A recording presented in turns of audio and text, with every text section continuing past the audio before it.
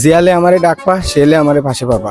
গোসল করে খাওয়া দেয়া বেল চলে গেল সূত্রের কারণে। তোরা কনে যাচ্ছিস?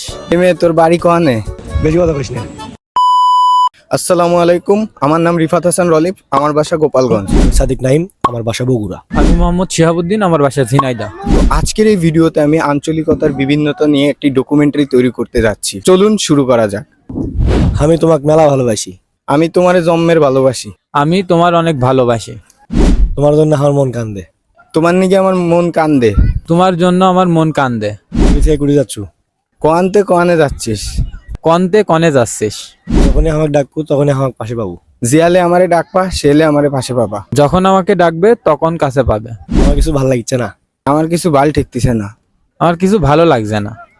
গোসল করে খাওয়া দেয়া বেল চলে গেল সূত্রের কারণে। নাতি খাতি বেলা গেল, শুতি পারলাম না। গোসল করে খাতি খাতি বেলা চলে গেল, ঘুমাতে পারলাম না।